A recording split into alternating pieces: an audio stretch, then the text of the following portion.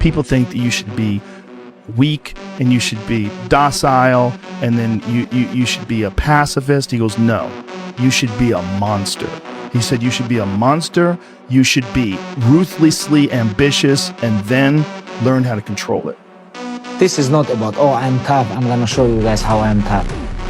Of course I'm tough, but I'm smart too. I'm more smart than tough. And people watch on my record and they think, oh, this guy tough. This is not about tough, this is about mind, this is about how you think when you fight. The biggest lesson I learned in fighting, What? that it's not a tough man sport, it's a thinking man sport, and that a tough man's gonna get really hurt in this sport.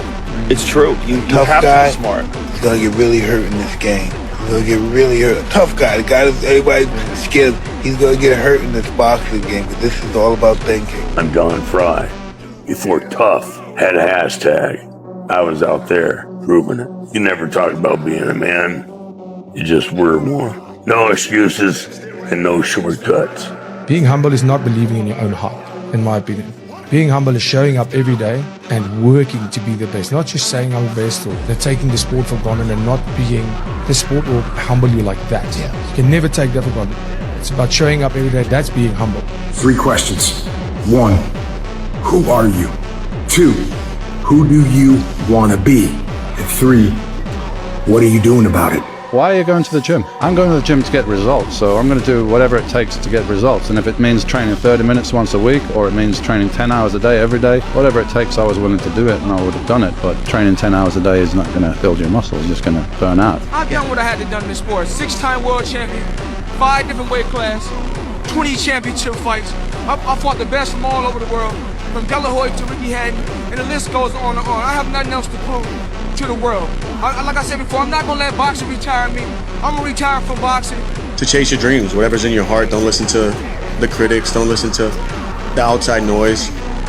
Really, if you have a goal, if you have a dream, you can make it happen. You really can. If you have the hard work, dedication, you can. Like I said in the press conference, you can move mountains. Things that seem impossible are possible if you really believe and work for it. You know, anything. No dream's too crazy. Going back to the beast, going back to the demon. So when I went back to him, I realized that was the unsolved mystery. You can't be your worst enemy and your biggest fan. You know what I'm saying? We talk to ourselves more than anybody else talk to us. So you gotta give yourself that grace, man. You gotta speak life into you more than anybody else gonna be speaking life into you. Because I guarantee you, somebody else, they care about themselves more than they care about you.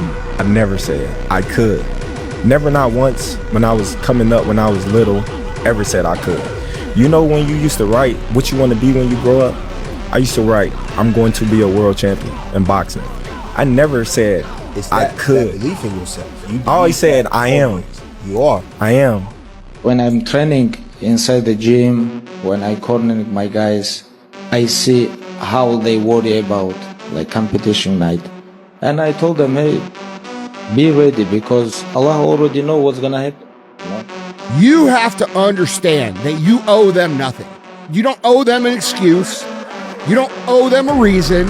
You don't owe them an explanation for why it is you're trying to work out or trying to be healthier or trying to become what it is you're trying to become. They are going to stay exactly where they are for the next 60 motherfucking years. I always had that belief in my head that I was going to return, and not only return better than anybody has ever returned before. It's just like, if I do fight again, what am I fighting for? Just to fight? It has to. I've done that 50 times. You know, I don't know. I got a little girl I love, and I gotta see. I think this could be it, honestly, Joe. How fast are you running at your fastest? I'd say 26 miles per hour. So if I ran in a school zone, I'd get a ticket. I don't know how readers will relate to this, but my training partner during my universe workouts, and this is meant somewhat facetiously, was Nietzsche. Reading him puts me in a certain state of mind and being. He intensifies my state of being. So to go to a quiet gym with nobody there is something I've really never experienced, because when I started working out in public gyms at 16, 17, that's what I thrived off of, right? Going at the busiest hour. Develop a sense of urgency. Get the reputation as the person who does things fast. Develop a reputation for speed and dependability, and your future will just open up in front of you. Working fast, that sense of urgency. Act now, do it now, do it now, do it now. Because you have to know, you have to accept that all your excuses are lies. When you wake up early and you get a jump on the day and you've got your workout done and you've got a little bit of work done, by the time normal people are getting up, that's a win. Those days when I'm tired or worn out or just basically sick of the grind, what do? I go anyways. I procrastinate like a motherfucker, man, every day. I don't want to do this shit. That's what's so funny, man. People looking like I'm some damn superhero that came down from the gods, from the heavens of earth. No, man, I don't want to do this shit. I'm looking at my shoes for 30 minutes sometimes thinking, man, fuck, man, people look up to you, Goggins. Fuck them. I don't want to do this shit. But guess what? You do it. I'm going to do it. You always have doubt. There's always a doubt. And the doubt that you have allows you to perform at a higher level. There's always doubt. You're going to have doubt and you always have insecurities about things. But those are doubts and insecurities in general just push me to that extra level. I put so much into this, I put so much into this for the last 6 years. I wanted it, man. I wanted that shit so bad. The last 2 shows I wanted, and I feel like I let a lot of people down. I'm sorry. But I promise you this. I fucking promise you this. One day, I'll get this shit figured out.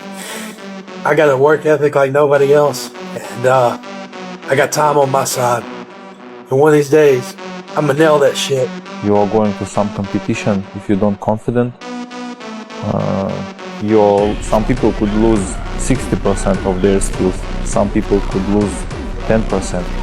But some people could get more excited and they could do something what they're not doing in the gym, in the training. I had a lot of belief in myself, and I always tell a lot of young quarterbacks, you don't believe in yourself, why do you think those guys who are looking at you are going to believe in you? When you step in that huddle, they better look at you and go, man, that guy's ready to get the job done.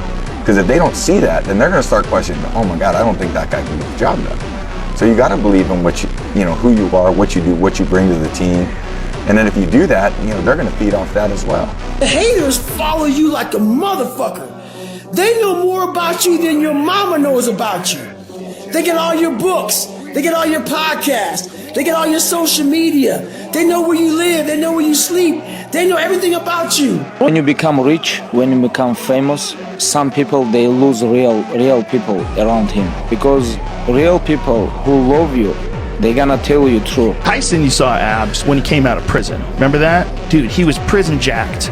That was like maybe the scariest Tyson ever. Like they finally released him. Dude, he looks terrifying. That was the most terrifying looking Tyson ever. He just looked like he was made out of steel. I was happier being alone with myself and being with me instead of just being caught up in the chaos of me. Like I'm talking about for my whole career, from fighting and stuff. I never really worried about how people were going to treat me because no matter whatever situation I was into, I was always Mike. Always came out with my head up. I didn't hide from nobody. I'm just always Mike. He was such a genius. He knew human nature and he knew me. And he would say, only thing you need is the confidence. He said, that's all you need. You're better than, at 15, you're better than the heavyweight champion of the world. But you just need the confidence to believe that you are. Y'all know I don't stretch. So if everybody asking why 84 ain't stretching, y'all know I don't stretch. Anybody pay attention to Viking football, 84 don't stretch on game day. I come ready. I came out the womb, I was ready. You can do anything you put your mind to. Never give up on your dreams. Keep smiling. No matter what you're going through, if you fall down, just get up. If you can't get up, your friends are there to help you up. Your mom is there, your daddy's there, God's there. Hey, I'm there to help you up. You're there, it's gonna be all right. Keep smiling, man. There was a study that surveyed over 2,000 recreational marathoners, found that weekly volume was the strongest predictor of race performance. This sucks. I'm drowning, I'm miserable, I'm suffering, I'm broken, but I'm not going anywhere. What happens to your mind is it does this. It says, fuck, he's not leaving. So we gotta expand. We gotta grow. We gotta figure this fucking thing out. Like I was studying and I was watching Phil talk about Kobe and he was talking about how talented and skillful he was. Then he said, man, but it turned him into a different player when he started to learn the nuances of the game. and he studied it differently, right? Like the greatest players, fellas, they don't just manipulate the game with their talent. The greatest players manipulate the game with their mind. They're smart. So many people just want it the easy way. I'm sorry, man. It's not. So what they start to do is they build this narrative of it's okay. When the narrative should be, you need to fucking work harder. You need to fucking discipline your mind better. We need to help people more than just saying it's okay. To be honest, I'm probably fighting depression daily. I'm fighting myself, you know what I mean? Because you are fighting yourself. There is no opponent, you know what I mean? It's you versus you. For an athlete, for a guy like me, you know, if I can't train or if I have nothing to work towards, it's tough. But I need to be strong because other people have came back and conquered it, so that's what I plan on doing. It doesn't matter how you feel. It doesn't matter what people say to you. It doesn't matter if they laugh at you. It doesn't matter if you're tired, if you're sore, if you're beat up. You're going to be all those things, and all those things are going to happen. You are going to have to build yourself into someone who can execute regardless. If the lion is the king of the jungle, how can he be the king of the jungle? If he's not the biggest, the elephant is probably one of the biggest. He can't be the fastest because that's a cheetah. He can't be the smartest. So he's not the biggest, the fastest, or the smartest. So how does a lion become the king of the jungle? His mentality. I feel untouchable, and I feel I will smash everyone that comes in my way. That is the mental part. Let's say boxing. Tyson Fury is the champion. If you ask me if I could smash, I would say yes. I would. In my head, yes. But when I come in the ring, he would knock me out after 2 seconds. But the mentality is, I can. Yes. But in the ring, he would eat me alive, without doubts. But my mentality is, I can. The Stoic philosopher is the man who has liberated himself from fear. He's not afraid of death. He's not afraid of pain. He's not afraid of other people's dismissal as a fool. The only thing he cares about is that he should meet his moral obligations. I was doing average 45, 50-minute workouts 4 times a week. Really? That's it? That was Wow, it. that's That was incredible. it. And everybody says, oh, that's it. I write on a piece of paper, oh, because that's nothing, man. Okay, but come and do it. And tell me if you want to do more when we're finished. Nobody has ever said, oh, please can we do some more? They're like, no, that's it. If what's holding you back from doing something like that is you're afraid of like not enjoying that sort of interstitial time period between you and where that goal is, then I mean, it's, what are you gonna make fun of someone for doing an ice bath if you can never even put your foot in? I realized that I was the true devil. I was the one holding me back. I was the one looking for the scapegoat. And you know, I was the one looking for all these ways to say, it's okay, David. You're a loser, you're a born loser, so it's okay. I was in a dark space trying to find happiness. So for me, it was going out, partying, having fun, just trying to find something to give me some peace. And it wasn't the right way. And when I had all that go through, and I had like, I think 2017, I signed a max contract. I'm one of the top 10 best players in the league. Second best player after Braun. Have Achilles injury after that. And now I go from rock bottom to the bottom. And who's really there for John Wall? The person, not the basketball player. You're gonna lose a lot of people close to you, but they're not there for you, they're there for your lifestyle. Was that even possible? Every second of every day I was daydreaming. But of course I can go back and think there. You know, I live there. Like, you know what I mean? I always be there. You know, I show up and work every single day. Like I'm not in the position I'm in. Like I'm not me. You need to fucking work harder. You need to fucking discipline your mind better. We need to help people more than just saying it's okay. It's okay that you're not fucking willing to fucking help yourself out. That's not okay. It's not okay. It's not acceptable. Even though it's your life, if that's acceptable, that's unacceptable. If you're not at least like 15-20% of the time failing, then you're not in your zone of optimal push where you're getting as much better as you possibly can. And so I would start thinking about what risks you're willing to take. And it doesn't mean it's a failure if something goes backward. The most important thing is not what you do. It's you have to do. When I'm not training in the club, I like to work with my wife in home because I can push her and she can push me too. To maintain my level in football, gym is part of my job. Consistency. Most important is to do it. Man, listen, the coaches can't fight for you. You know, if you got bad habits and, you know what I mean, they telling you to do something and you doing the complete opposite, and then after the fight, you need to blame somebody, then, you know what I mean, that's on you. But, you know, they can't fight for you. Now, they supposed to give you the best game plan possible to beat each fighter and get you in the best shape, you know, but at the same time, you got to put the work in. There's this quote from one of my friends, Alex Hormozi, that says, "You don't become confident by shouting affirmations in the mirror, but by having a stack of undeniable proof that you are who you say you are. Outwork your self-doubt." Nailed. Completely nailed. Yes, because a lot of people will, and some of these motivational people out here, it's the funniest thing in the world to me. They'll go and say, when you wake up in the morning, pound your chest. You know, fucking look at yourself in the mirror and do all this fucking bullshit. I hope it works. What works for me is that everyday resume. The things I know I've accomplished, the things I know I've done. Real hard work. The real calluses on my mind. The real calluses on my hands. That's it. I feel like the difference when I was training for the Olympia was like the momentum I had behind me.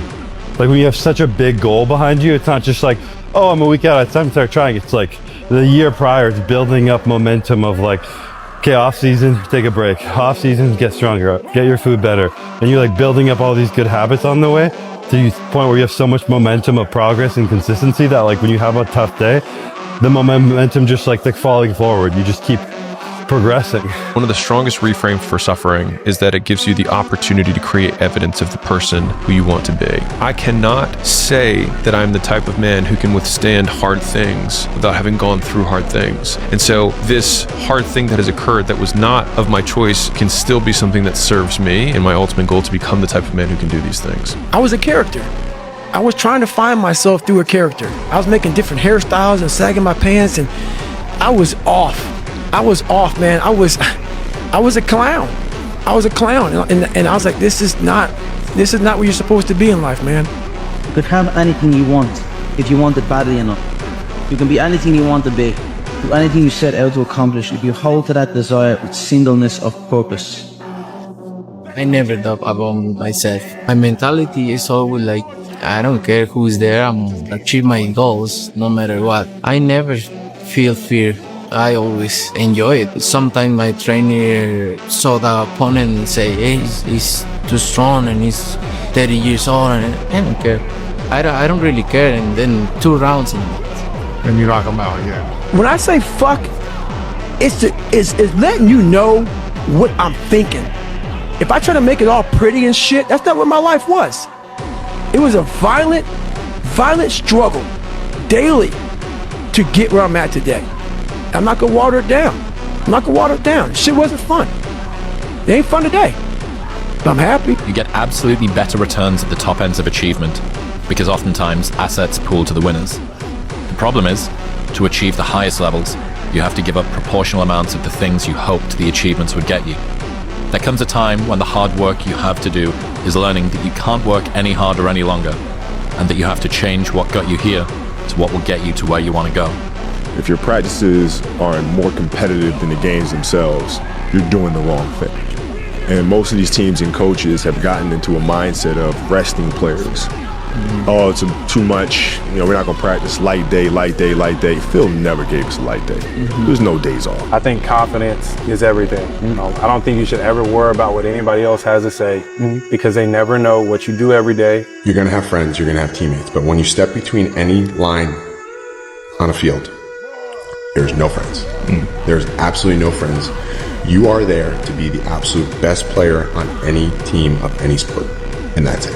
Whatever it takes. It's not really about what you want. It's about what you're willing to do to get it. And in that, maybe you have to give something up that may not be a good habit to replace it with a better habit. Whether it's how you recover, how you sleep, how you dissipate, everybody got to make that decision. So it's not just about what you want. It's about what are you willing to do to get it. And I got up on the pull-up bar and I did maybe like one kipping, getting my damn chin over the bar barely. And I dropped down. I was all jacked up, and I said, "All right, well, what's next?" He said, "Well, what's next is we're not leaving here until you do 100 more. We're not leaving the gym until you do 100 more." That day. Now, like right now. Right now. So you had done like 7. I did like probably 7 or 10, and I was like, "Man, Goggins, that's impossible." And he said, I already know what your biggest problem is. And it's like the limitations you're putting on yourself are self-imposed. Get the fuck back on the bar. I never knew who my father was. My mom, probably ashamed of what happened between my dad, she would not give me any information. Eventually, I got his social security number, found out every single thing about him, and I had the phone. I called him, I said, hey, I'm your son. He goes, huh? I was like, I want nothing from you. I want no money, don't need nothing. I was like, all I want to know is what happened. And he told me everything. And I was like, all right, I appreciate you being honest. And he goes, so what about you? And I was like, just Google me.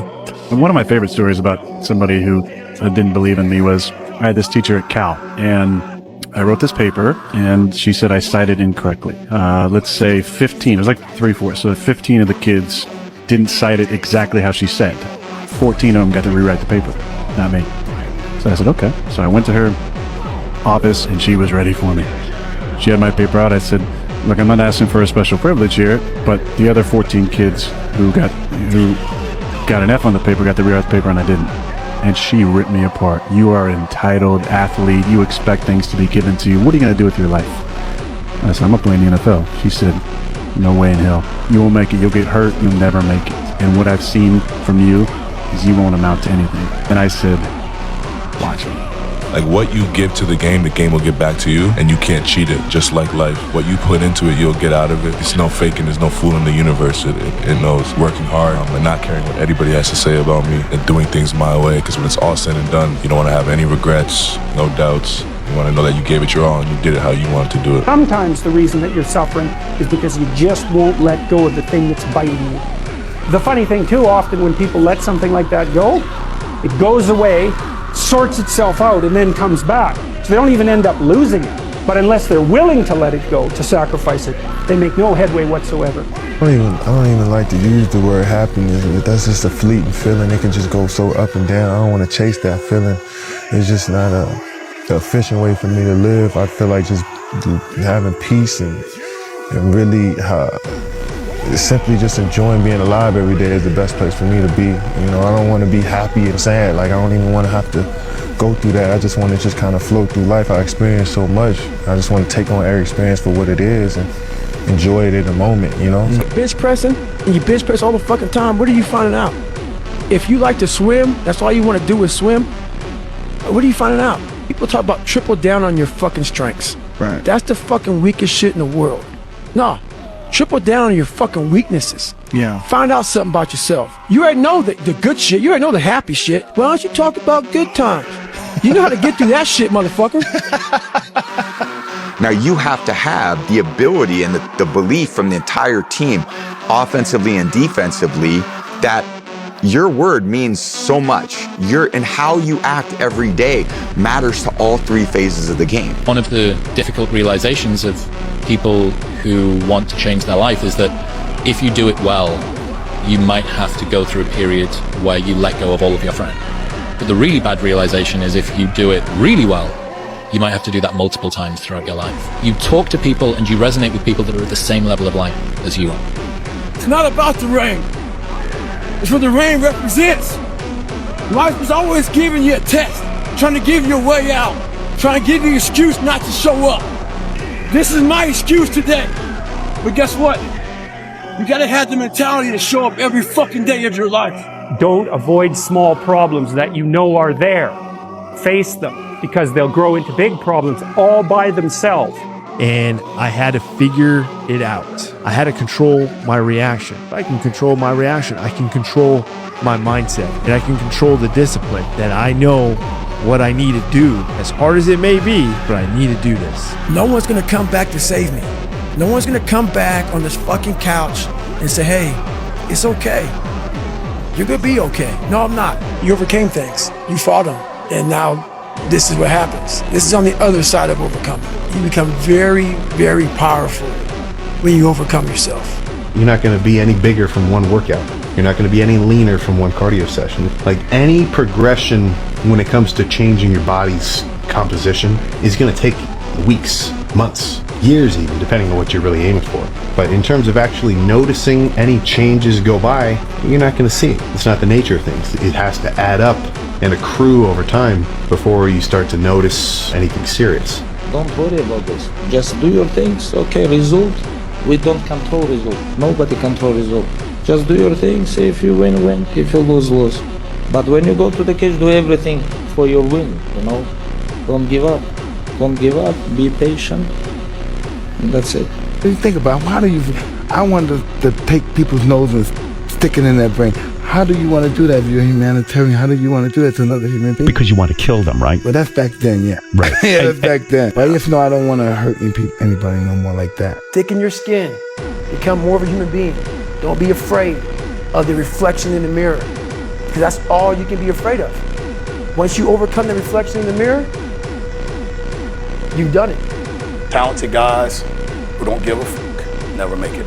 Talented guys that give excuses never make it. They don't make it for their own selfish reasons, their own personal reasons. They don't make it. Everything's a decision. I think you could wake up each and every day and decide if you're going to have a positive day or you're going to have a negative day. I think you could wake up every day, and regardless of any circumstance you're in, I feel like you could choose how your day is going to be. Choose your mentality. Choose how you feel about certain people. Choose if you feel like getting up and doing it every day. You have a choice. So I feel like that mental's extremely strong, and it's the most important thing. The hero is the person who confronts horrible, chaotic potential and tames it and makes something of it, right? That's the fundamental human story. But the problem is that you have to face what you don't want to face in order to fix it. Yeah. And so you look at all the things about yourself that need to be burned off, that need to be dispensed with. And that, man, especially at the beginning, especially if you're screwed up, that might be like 95% of you just has to go up in flames. I wake up like, man, my knees hurt, my legs hurt, my body hurts, but you can still run. So why aren't you running? If you can still run, there'll be a time when you can't lace them up anymore, but you can still run. So I still run. Of course, I look forward to the day when I can show them this. You know what I mean? Show them my career, the crazy things that I've done in my life, the crazy journey I've been on, and then mostly show them what hard work can achieve. A lot of people get signed by the 3 letters, the UFC, and feel they are entitled to something, but yet they do not bring nothing to the table. How can you not bring nothing to the table and expect something to eat? You know, so for me, I bring something to the table and I eat it. You've already achieved goals you said would make you happy. You've already achieved goals you said would make you happy. How can you presume that your happiness sits on the next side of the next set of goals, given that right now you are on the other side of your last set of goals? Who on this fucking earth would still be going like you are? You are. The harder you go, the better gains you'll fucking get. Dude, you gotta treat your fucking training like you're out of this world in a goddamn fictional reality. Because if you're approaching this shit with a realistic mindset, you're only gonna get realistic results. And for the most part, I'd say the word realistic is very easily equated with just fucking average. Oh, I always say marathon is life, and life is marathon. In life, there is a lot of challenges. We can't laugh every day because we get challenges, but we move on because that every day we need to press on. The moment we are no longer pressing on, that's the end of life. I'm at the point in my life right now where I'm just locking in. I can't keep worrying about distractions and things that ain't serving my purpose, because everything I do now depends on how my future looks. So I'm locked in and I'm focused. Most people, like, for me, he's just crazy. That's why I don't like talking about it, man. I know I'm not crazy. I know what I had to do to get where I had to go. If you can't imagine yourself doing something, the person that's doing it is crazy. He got one fucking move on me. The Masvidal loss was your first loss. First loss. In MMA. And it was a dramatic loss. Very dramatic. And there was this kind of build-up as you are potentially one of the greats of all time coming into this fight. So this pressure, all of that. He got one fucking move on me. It's not like he beat me. And if we do that again, I think I win. At that point in my life, for sure, I think I win. So I started studying these motherfucking weak people these trolls, these shit talkers, these haters. I'm like, man, you're exactly where I was years ago. Completely relaxed. Able to see everything that's going on. Your sense of anticipation is sharp. And that can't happen unless you relax. Man who's thinking and worrying about getting hit is not going to have a good sense of anticipation. He will, in fact, get hit. And what's funny about it is that as you're trying to fix yourself and dig yourself out of this deep hole that life, society, and you helped also, those people who you saw down there in that hole who were there with you, who were your friends and people who you counted on, those people are in that grave, in that dungeon, just yanking at your heels, man, saying, get the fuck back. Oh, no, come on back here, motherfucker. Yeah. You ain't gonna make me feel like shit by you getting out of this hole. If you've ever been through some shit of any variety, it's kind of what has gotten you to where you are now, you know? So I never look back and think, man, I wish all these crazy, just whatever things never happened to me. Those sucked. Because I know if, my whole life wasn't exactly how it was, I would not be where I am right now, So if you can get to a place you're happy with, then it almost negates any kind of difficulty or uncomfortability you had to deal with beforehand. My mentality when I do start to be like, man, this is a lot, you know what I'm saying? It's just like, that's what it's supposed to feel like.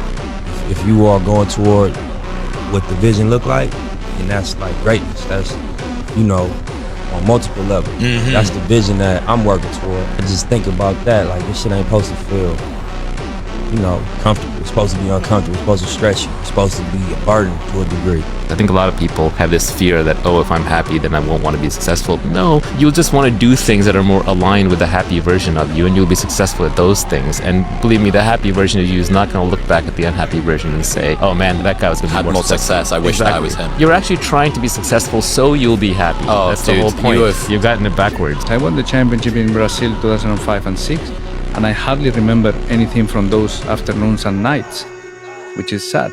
What I regret for sure was not to enjoy more my time, my career. I didn't start off as a football lift kind of guy where, you got 20 dudes screaming at you to hit a set. And I see comments like that where it's like, dude, it's just not the same when it's just me. But maybe it's like just a chip on my shoulder thing. But it's like I like the idea that I can generate the hype like on my own. Or with just whatever music I'm into. For sure, the most challenging moments of your life, they force your personality, they force your character, and they force you to take steps in one or the other directions. You have got to want to be the best. And the only way you are going to become the best is by adapting these other things in the mindset consistently. We don't get another chance. We don't die, come back to earth, and get to do what we want to do after realizing that we've been putting it off for so long. We do not get another chance. One thing I learned in life, you can never bring somebody up if you don't want to, if they don't want to go up. You can't. No matter how good you think you are, no matter how much you want to tell them, you can help them. If they don't want to go up, there's nothing you can do. 100%. But the reverse is not true. Somebody bad could bring a good person down.